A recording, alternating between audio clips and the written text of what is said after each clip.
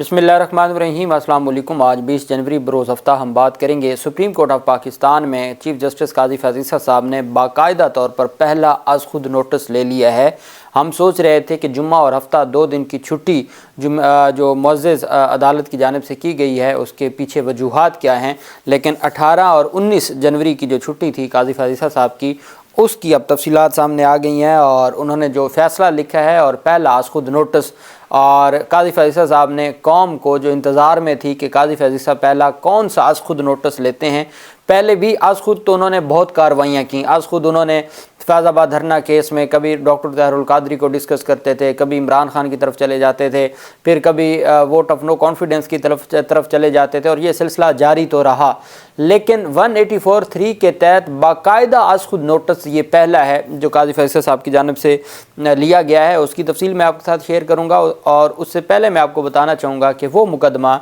जिसमें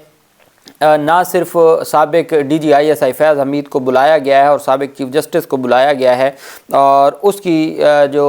कार्रवाई होने जा रही है उसके ऊपर भी हम बात करेंगे। उससे पहले फैज़ाबाद धरना केस है। फैज़ाबाद धरना केस जिसमें जस्टिस अतर मिनल्ला साहब थे और अतर मिनल्ला साहब उस बेंच का हिस्सा थे काजी फैज़ ईसा साहब के साथ, और बड़े तगड़े रिमार्क्स भी सामने आए थे। अब उस बेंच में भी वही जो एक बड़ा आइडियल बेंच है सुप्रीम कोर्ट ऑफ पाकिस्तान का, काजी फैज़ ईसा की सरबराही में मोहम्मद अली मज़हर और मुसरत हिलाली साहबा पर मुश्तमिल 22 जनवरी को फैज़ाबाद नज़रसानी धरना केस समाअत के लिए मुकर्रर कर दिया है। फैज़ाबाद धरना केस में सुप्रीम कोर्ट ने अटॉर्नी जनरल को नोटिस जारी कर रखा है और अदालत ने फैज़ाबाद धरना कमीशन रिपोर्ट तलब कर रखी है। इसमें वफाकी हुकूमत ने एक स्टेटमेंट जमा करवाई थी कि हम एक कमीशन बना दिया और वो कमीशन सारे मामलात को देखेगा और वो रिपोर्ट अदालत में जमा करवाएगा। पहले इसमें ये सामने आया कि फैज़ हमीद को 3 दफ़ा बुलाया गया, फैज़ हमीद ना आए, फिर कहा गया कि वीडियो लिंक के ज़रिए उनकी स्टेटमेंट रिकॉर्ड की गई है। शहबाज शरीफ को तलब किया गया, शहबाज शरीफ पेश ना हुए, ख्वाजा आसिफ पेश हुए, शाहिद खाकान अब्बासी उस वक्त के वज़ीर आज़म थे वो पेश हुए और इसी तरीके से ये सारा मामला सामने आया। अब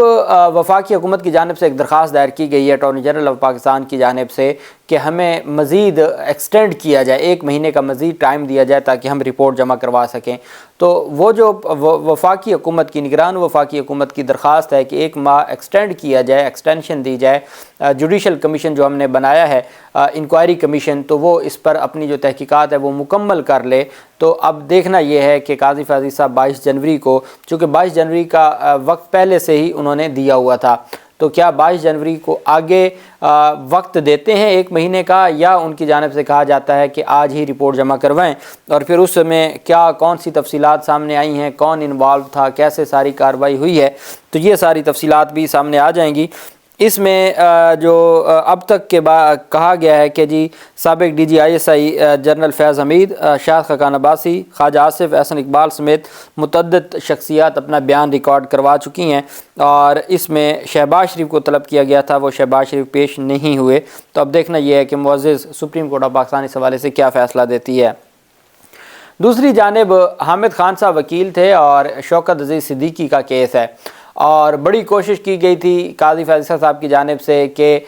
जब शौकत अज़ीज़ सिद्दीकी से कहा गया कि जिनको जेल में रखना है या नवाज शरीफ वगैरह को ज़मानत नहीं देनी, तो उन्होंने कहा था बेनिफिशरी कौन है और फिर बेनिफिशरी में उनको भी फ़रीक बनाया जाए। हामिद खान साहब ने कहा कि जी हमने उनको फ़रीक नहीं बनाना। फिर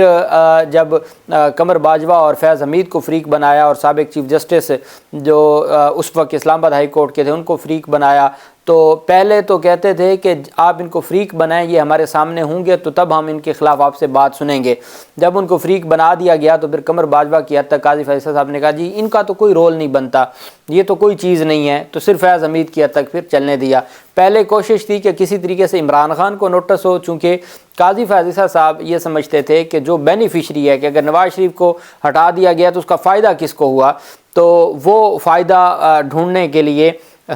शौकत अज़ीज़ सिद्दीकी और हामिद खान के कंधों पर रख के मामला आगे बढ़ना चाह रहा था। लेकिन शौकत अज़ीज़ सिद्दीकी ने कैटेगोरिकली कह दिया था कि हमारा किसी से कोई लेना देना नहीं है, हमें पता ही नहीं है कौन बेनिफिशरी है कौन नहीं है, हमें सिर्फ ये पता है कि हमें जो कहा गया। और फैज़ हमीद और दूसरे जो अफसरान हैं उन्होंने हमें कहा कि हम बाजवा के ईमा पर आए हैं, इस वजह से हमने उनका नाम रखा है। लेकिन काजी फैज़ साहब ने कहा कि अच्छा नहीं, इसको फिर छोड़ें, बाजवा को नोटिस नहीं करते और فیض حمید اور باقیوں کو نوٹس کرتے ہیں، اس پر اب سپریم کورٹ آف پاکستان نے 5 رکنی لارجر بینچ سماعت کرنے جا رہا ہے۔ قاضی فیض کی سربراہی میں امین الدین خان، مندو خیل،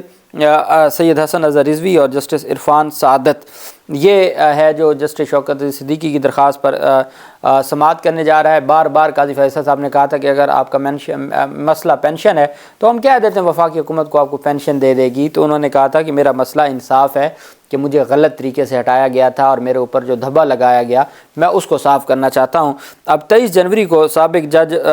شوکت عزیز صدیقی کی اپیل پر سماعت کرے گا 5 رکنی لارجر بینچ، اور اب دیکھتے ہیں کہ یہ لارجر بینچ جو کارروائی ہے وہ آگے کس طریقے سے بڑھاتا ہے اور کیا یہ معاملہ وائنڈ اپ ہوتا ہے یا یہ معاملہ مزید گمبھیر ہوگا۔ دوسری جانب 2 دن پہلے سپریم کورٹ آف پاکستان میں ایک اہم کیس تھا اور وہ اسلحہ لائسنس سے متعلق تھا، ایک ضمانت کا کیس تھا، اور ملزم کہتا ہے کہ جی میرے اوپر الزام یہ ہے کہ میں نے فلاں بندے کے گھر سے جا کے 2 رائفلیں اٹھائیں اور چوری کی، چوری کا مقدمہ ہے۔ تو اس پر قاضی فیصل نے کہا تھا کہ کیا پولیس والوں نے جو مدعی ہے اس سے اسلحہ کا لائسنس پتہ کیا، کیا اس کو ویریفائی کروایا، کیا وہ لائسنس تھا یا نہیں تھا، اس پر کیس تھا۔ عدالت کی جانب سے کہا گیا کہ آپ ضمانت منظور کر لی گئی، لیکن انہوں نے کہا کہ ہم اس معاملے کے اوپر دیکھیں گے، اور ہم یہ سمجھتے ہیں کہ جو ججز کو یا چیف جسٹس کو یا وزراء کو یا پارلیمنٹیرین کو اسلحہ لائسنس ملتے ہیں، ممنوعہ جو ویپنز ہیں، تو ہم ہر صورت اس پر نوٹس لیں گے۔ ہم نے بھی یہ بات کی تھی کہ اب تو چونکہ اس کو نوٹس اگر آپ نے لینا ہے تو وہ 3 رکنی کمیٹی میں جائے گا، 3 رکنی کمیٹی کے بغیر یہ سارا معاملہ حل نہیں ہو سکتا۔ تو اب جو ریٹن فیصلہ آیا ہے، جو قاضی فیصل صاحب 18 اور 19 کو چھٹی پہ تھے، اس میں ایک جو فیصلہ ہے وہ سامنے آ گیا ہے جو انہوں نے چھٹی کے دنوں میں لکھوا کے جاری کیا ہے۔ عدالت کی جانب سے کہا گیا ہے کہ we can not ignore the above document which had be produced before a court which purport to be a licence of a sub machine SMG which is a prohibited bore weapon, کہ جی ہمارے سامنے prohibited bore weapon کا جو SMG ہے اس کا licence سامنے آیا ہے، ہم اس کو اگنور نہیں کر سکتے۔ Notification are also issued by the government exempting the requirement of obtaining license or permitting licenses for prohibited bore weapons، کہ ہمارے سامنے وہ نوٹیفیکیشن بھی رکھا گیا کہ جس میں وہ ممنوع ہے اور اس پر نوٹیفیکیشن جو اس پر لائسنس جاری نہیں ہوگا، تو جو کیا اور یہ جو لائسنس جاری کیے جاتے ہیں weapons کے certain categories of persons including chief justice, judges, ministers, parliamentarians as mentioned in schedule 1 of the Arms Rules 1924.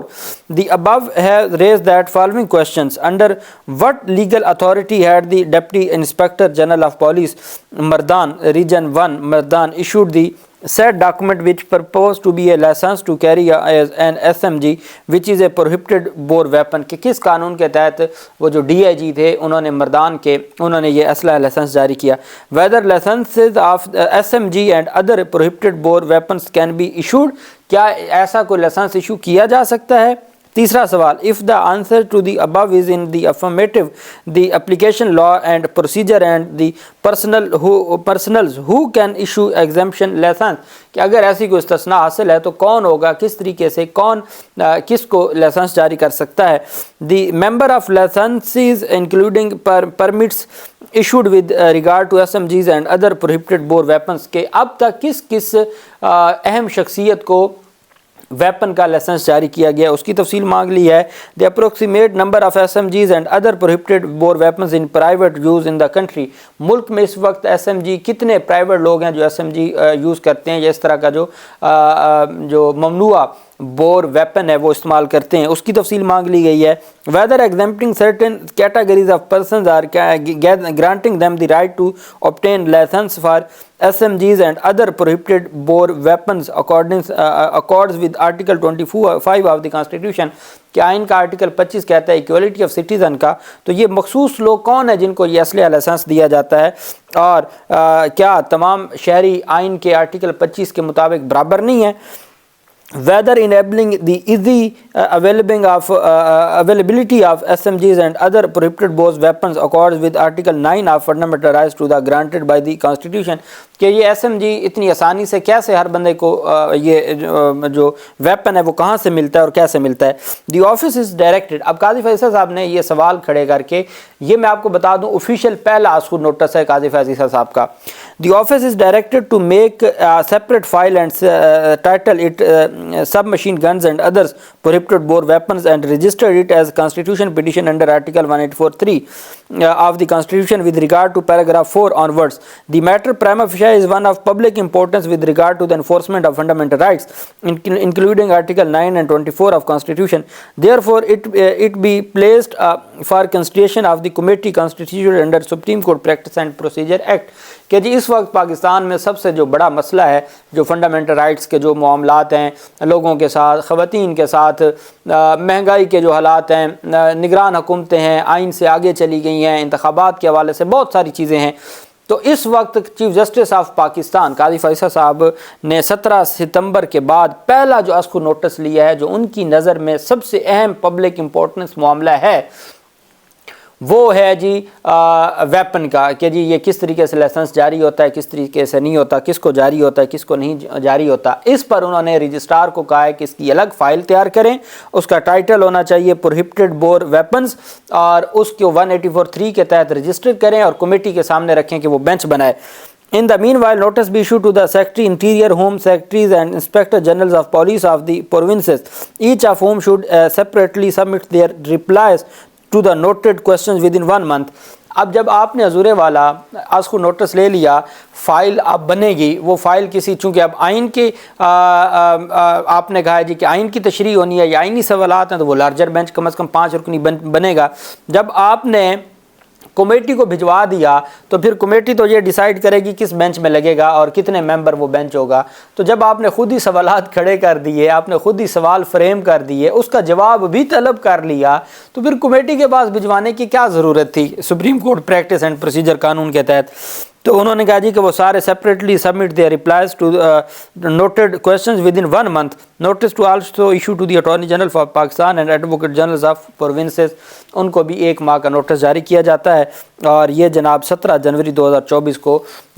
قاضی فیصل صاحب کی جانب سے یہ لکھوایا گیا تھا جو آج جاری ہوا ہے. اور یہ جو فیصلہ ہے جس میں عدالت نے پہلا خود نوٹس لیا ہے. اب آپ کو سمجھ آ گئی ہوگی کہ ہم جو امید لگا کے بیٹھے تھے قاضی فیصل صاحب چھٹیاں لے کے بہت بڑا جو تاریخی کام کرنے جا رہے ہیں وہ یہ تاریخی کام ہے اور یہ آج خود نوٹس ہے اور یہ پہلا آج خود نوٹس ہے قاضی فیصل صاحب کا. اللہ پاک پاکستان کا حامی و ناصر ہو. بہت شکریہ. اللہ حافظ. پاکستان زندہ باد.